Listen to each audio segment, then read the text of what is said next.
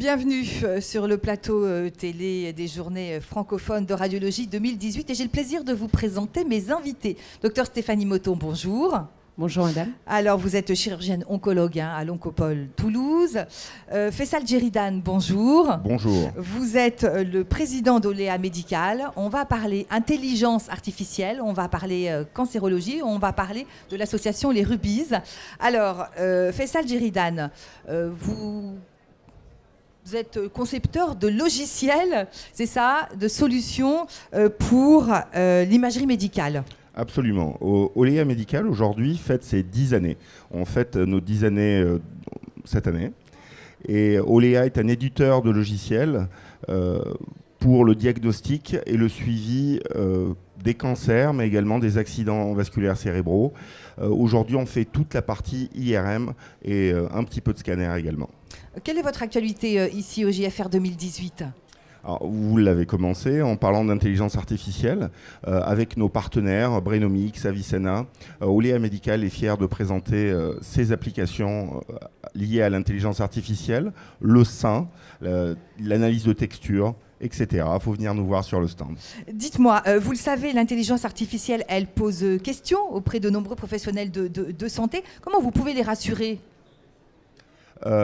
Oui. Là, c'est une très bonne question. Non. Les pilotes automatiques dans les avions, ça existe depuis les années 70. Est-ce qu'il y a toujours des pilotes ? Oui. L'intelligence artificielle n'est pas là pour remplacer le médecin. Quand vous avez un polytraumatisé qui arrive à l'hôpital, on fait 5000 images. Est-ce qu'un être humain est capable de lire 5000 images en quelques minutes ? Non. L'intelligence artificielle est là pour aider le médecin. Donc, il l'accompagne. Il l'accompagne, ne le remplace pas. Je vais revenir sur les logiciels que vous créez. Docteur Stéphanie Motton, à quel moment vous utilisez les images de vos confrères radiologues ? Donc oui, moi en effet je ne suis pas radiologue, mais indirectement j'ai besoin des résultats et de résultats d'images interprétés par les radiologues, et plus le progrès est là et meilleure est l'interprétation, et c'est très important pour le diagnostic et pour le suivi des pathologies cancéreuses. On parle de justesse d'image, effectivement, la précision, donc il faut aller toujours plus loin dans les innovations ? Oui, ce que vous dites est complètement juste. La précision des images, c'est une clé. Pour ça, il y a un certain nombre d'algorithmes où il faut vérifier leur précision. Olea est leader dans la précision sur l'imagerie de perfusion. L'imagerie de perfusion, c'est ce qui est le plus utilisé dans le diagnostic des cancers. Et on a les résultats les plus précis au monde aujourd'hui. Alors justement, un meilleur diagnostic permet une meilleure prise en charge, forcément. Plus précoce. Plus précoce. Plus précoce, plus adapté, probablement aussi, avec des thérapeutiques. On peut adapter les traitements en fonction des résultats de l'imagerie. Quels sont pour vous les enjeux d'aujourd'hui et de demain, j'allais dire ? Vous travaillez, je pense, sur d'autres applications. Absolument, absolument. L'imagerie médicale, vous savez, c'est le télescope des médecins. Aujourd'hui, on arrive à faire des prises de sang sans aiguille.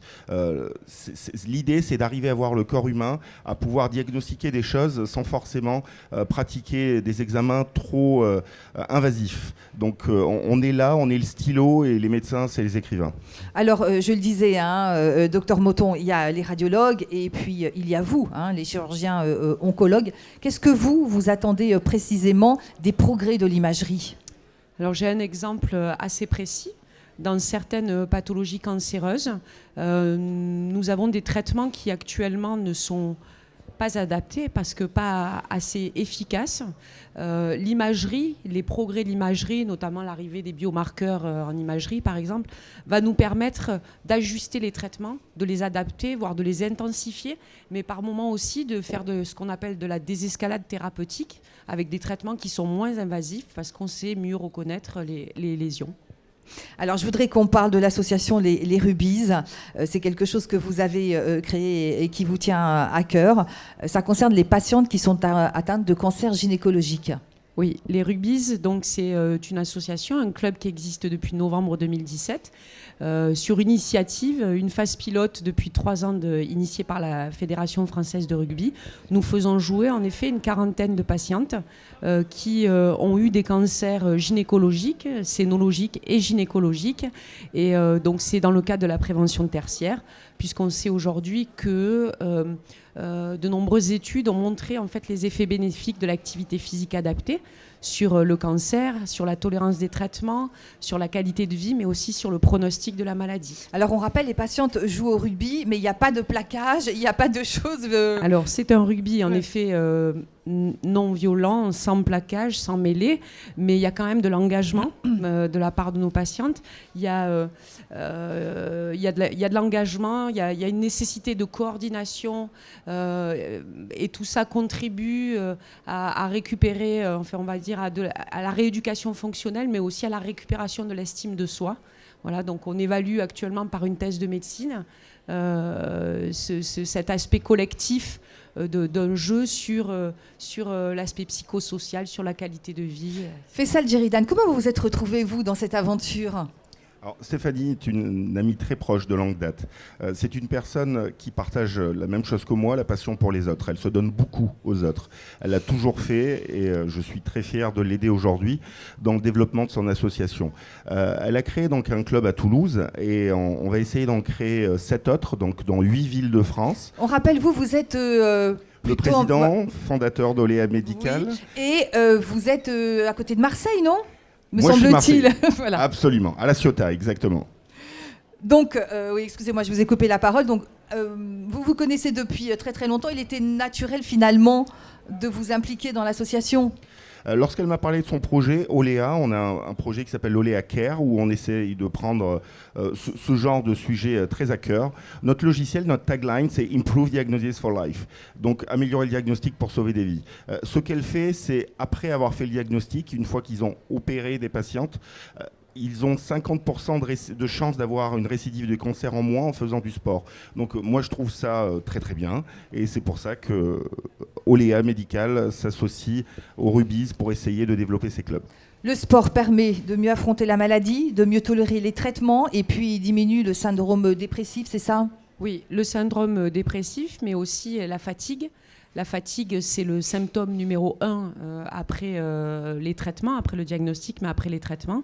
Et l'activité physique, alors c'est en cours d'évaluation, mais va permettre probablement de récupérer une vie normale plus vite, retourner au travail plus vite, avoir une vie sociale plus vite.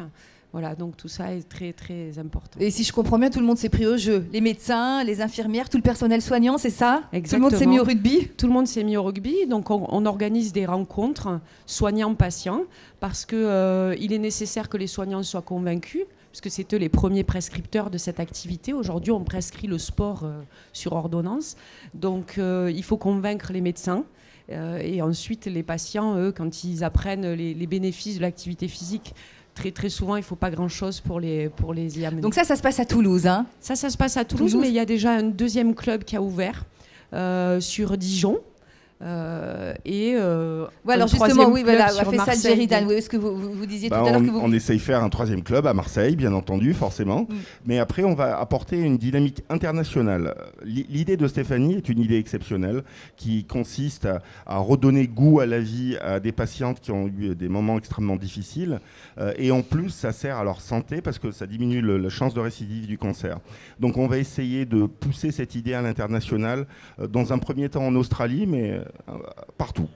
Bah écoutez, en tout cas, on vous souhaite une bonne continuation. Merci d'être venu sur notre plateau. Merci à vous deux. Merci beaucoup. Merci beaucoup. Au revoir.